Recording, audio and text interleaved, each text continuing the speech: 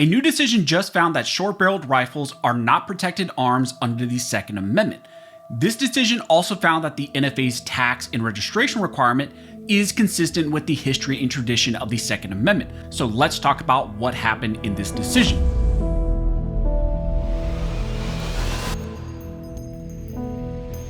But real quick, before we jump into the video, I want to thank one of the main supporters of the channel, which is Brownells. Brownells is an amazing company.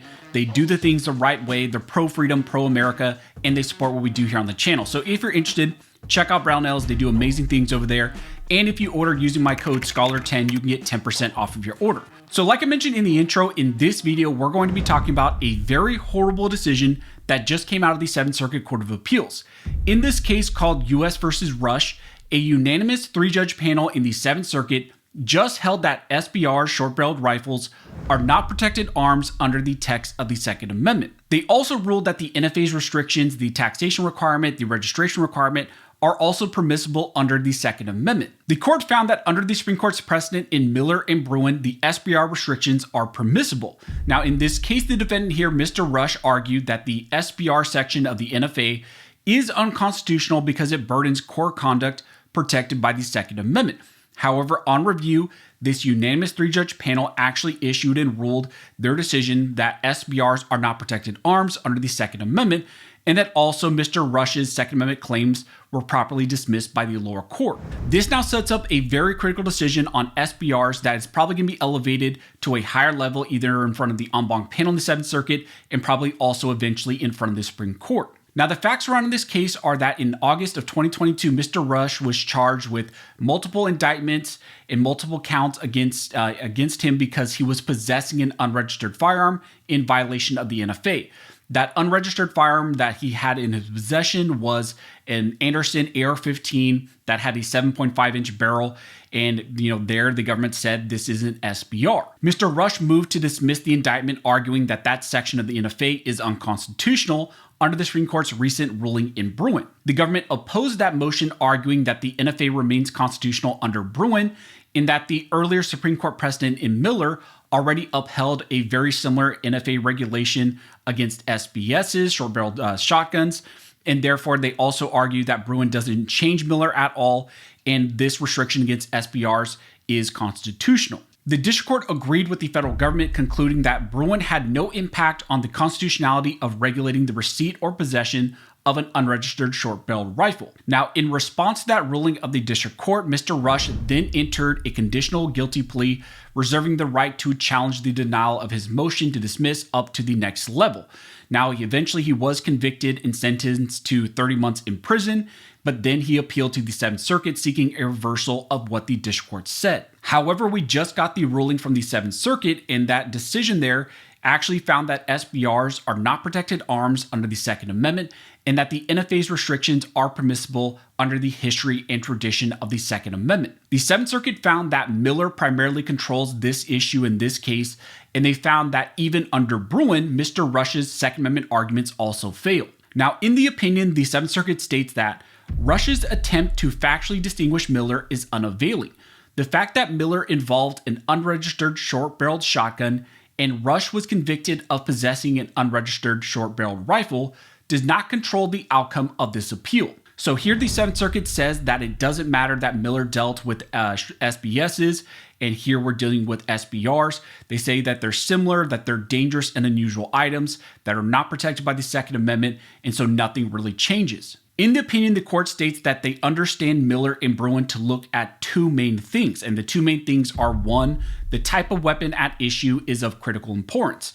Weapons like machine guns that are not typically possessed by law-abiding citizens for lawful purposes remain unprotected. And two, licensing regimes designed to ensure firearms applicants are in fact law-abiding responsible citizens, including those that impose some pecuniary cost on the applicants, are categorically different than weapons bans. The 7th Circuit states that this case is an open and shut case under Miller. They believe that these SBRs fall within the Miller analysis and that they're not protected arms, so they really don't have to go further. However, Bruin was brought up in the challenge, and so they also analyze this under Bruin. But even under the Bruin analysis, they still argue that the challenge here fails.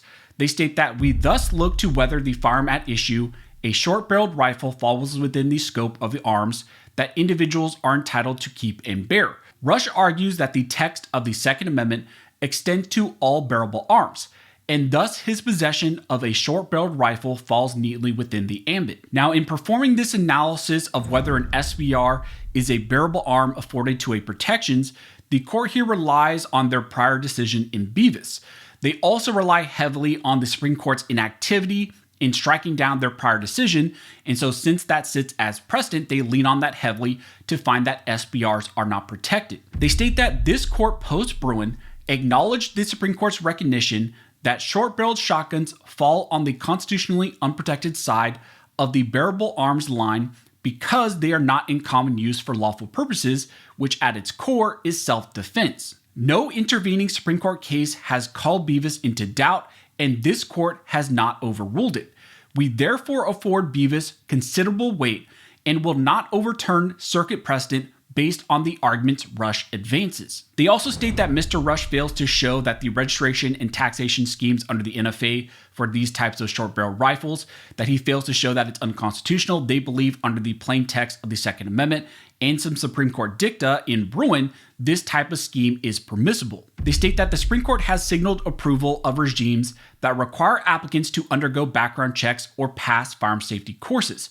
Now, they also move on to look at the second step of the Bruin analysis, again, even though they say they don't need to, which is to look at the government's regulations and whether or not they're supported by the history and tradition of the Second Amendment dating back to 1791. And of course, the Seventh Circuit found that there is history and tradition to support these types of restrictions, and therefore they uphold the district court's decision to deny Mr. Rush's motion to dismiss based on the Second Amendment. So this is a horrible decision, and it's not really surprising because it's coming out of the liberal and biased Seventh Circuit, which continually issues horrible 2A rulings. It's probably just as bad as the Ninth Circuit, and so a decision like this is not really surprising. The good thing about this case is now it will likely be pushed for a rehearing en banc, and the Seventh Circuit has denied these types of rehearings before in 2A cases. But if they do that, that would also push this for immediate Supreme Court review. This decision is even more intriguing because it shows how a lower court is actually twisting the Bruin analysis, trying to avoid it. And also it shows directly to the Supreme Court what happens when they fail to actually strike down prior horrible Seventh Circuit decisions like the Bevis case, how since they did not get involved at a prior time, how that had trickle-down impacts on a case like this and an issue like this. Now, whether or not the Supreme Court actually even wants to touch the SBR issue and the whole NFA registration process and taxation process, that's yet to be seen. We can barely even get them to want to address, assault weapon bans, rifle bans in general, or magazine bans. They've been sitting on cases like Snope and Ocean State Tactical. So whether or not they have an appetite at this moment to deal with SBRs and the NFA is yet to be seen. But this is one of those critical cases that's a horrible decision now on the final merits that is going to be elevated to the next level. So as we get more information, as things develop, I will let you guys know. If you like this video and you'd like to support the channel, one of the best ways to do that is to like, comment, and subscribe.